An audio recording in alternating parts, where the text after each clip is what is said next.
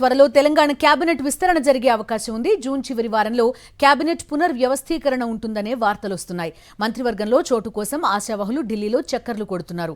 రాహుల్ గాంధీని కలిసిన స్పీకర్ గడ్డం ప్రసాద్ మంత్రి పదవి ఇవ్వాలని కోరారు. కేబినెట్లో చోటు కోసం రంగారెడ్డి జిల్లా నుంచి రామ్మోహన్ రెడ్డి, మల్రెడ్డి రంగారెడ్డి ప్రయత్నాలు చేస్తున్నారు. ఇక మహేష్ గౌడ్కు మంత్రి పదవి దక్కుతుందనే ప్రచారం జరుగుతోంది. కేబినెట్లో ఆది శ్రీనివాస్ కు చోటు కల్పించే అవకాశం ఉంది. ఇప్పటికే అంతర్గత నివేదికలు తీసుకున్న కాంగ్రెస్ హైకమాండ్ పనితీరు సరిగా లేని పలువురికి ఉద్వాసన పలికే అవకాశం కనిపిస్తోంది. తెలంగాణ కేబినెట్ పునర్వ్యవస్థీకరణకి సంబంధించిన పూర్తి సమాచారం అందిస్తారు మా కరెస్పాండెంట్ వెంకటేష్. ఢిల్లీ నుంచి లైవ్ లో జాయిన్ అవుతున్నారు.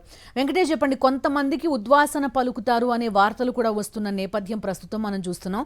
దాన్ని కాంగ్రెస్ పార్టీ ఎలా హ్యాండిల్ చేయబోతోంది? ఆశావహుల సంఖ్య కూడా భారీగా కనిపిస్తోంది.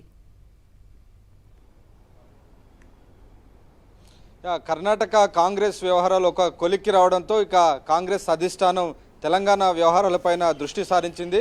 తెలంగాణ ప్రభుత్వానికి కూడా 2.5 సంవత్సరాలు పూర్తయ్యాయి. సో ఆ నేపథ్యంలో క్యాబినెట్ను పూర్తిగా ప్రక్షాళన చేయాలని అధిష్టానం నిర్ణయించినట్టు తెలిసింది. సో దీనికోసం కసరత్తు ఇప్పటికే మొదలుపెట్టింది. అంతర్గతంగా నివేదికలు తెప్పించుకుంటుంది. అలాగే ఇంటెలిజెన్స్ నివేదికలు, పార్టీ నివేదికలు తెప్పించుకొని బేరీజు వేస్తుంది.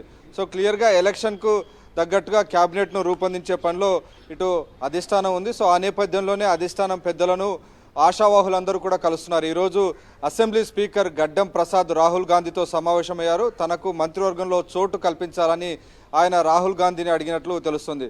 అంతకంటే వారం 10 రోజుల ముందు పరిగి ఎమ్మెల్యే రామ్మోహన్ రెడ్డి కూడా రాహుల్ గాంధీని కలిశారు. తనకు కూడా మంత్రివర్గంలో చోటు కల్పించాలని విజ్ఞప్తి చేశారు.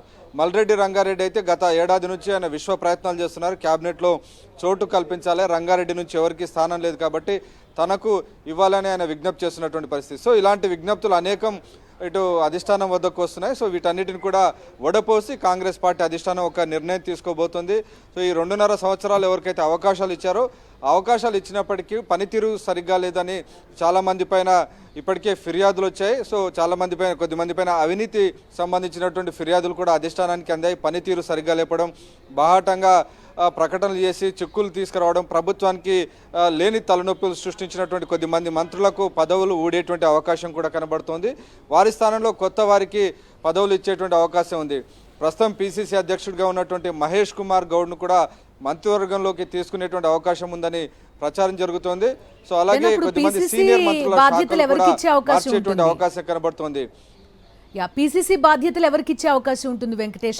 ప్రస్తుతం ఈ కసరత్ అంతా కూడా ప్రస్తుతం ఇనిషియల్ స్టేజ్లోనే ఉంది. సో ఫైనల్ స్టేజ్లో ఫైనల్ కాల్ తీసుకోవాల్సి ఉంటుంది. సో ఎవరెవరిని తీసుకోవాలి, ఎవరెవరిని పక్కన పెట్టాలి, దీనికి సంబంధించినటువంటి అంతర్గత కసరత్తు జరుగుతుంది. సో పిసిసిని ఎవరు తీసుకోవాలి, దీనికి సంబంధించి ఇంకా చర్చలు జరగాల్సి ఉంది.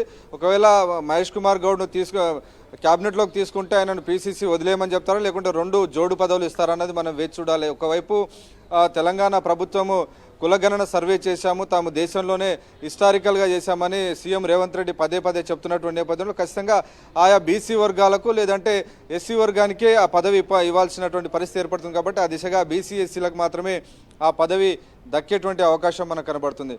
అలాగే మున్నూరు కాపు సామాజిక వర్గం నుంచి ఆది శ్రీనివాస్ను క్యాబినెట్లోకి తీసుకునేటువంటి అవకాశం కనబడుతుంది.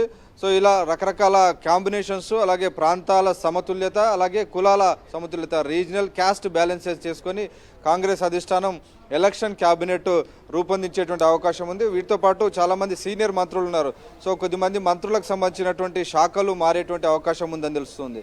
ప్రధానంగా సీనియర్ మంత్రి ఉత్తమ్ కుమార్ రెడ్డి నీటిపారుదల శాఖ పైన ఆయన అసంతృప్తి వ్యక్తం చేస్తున్నటువంటి నేపథ్యంలో నీటిపారుదల శాఖ నుంచి ఆయన తప్పించి మరొకరికి ఆ శాఖ కేటాయించే అవకాశం ఉందని తెలుస్తుంది.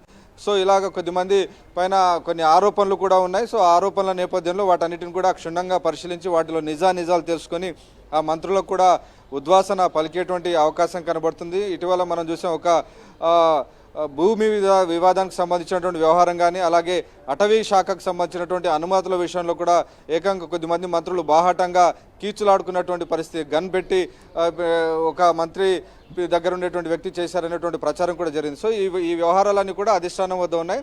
సో ఆయా మంత్రులకు సంబంధించినటువంటి వాటిపైన కత్తి వేలాడుతుందన్నట్టే మనకు స్పష్టంగా అర్థమవుతుంది. సో ఆ మంత్రులను తప్పించి వారి స్థానంలో కొత్త మంత్రుల్ని తీసుకొని కొత్త సామాజిక వర్గానికి అవకాశం ఇవ్వడం ద్వారా ఎన్నికల నాటికల్లా కంప్లీట్గా ఒక ఎలక్షన్ క్యాబినెట్ అన్ని వర్గాలకు సమతుల్యత కల్పించినటువంటి క్యాబినెట్ ఇవ్వాలనే దిశగా అధిష్టానం కసరత్తు చేస్తోంది. Okay Venkatesh, thank you.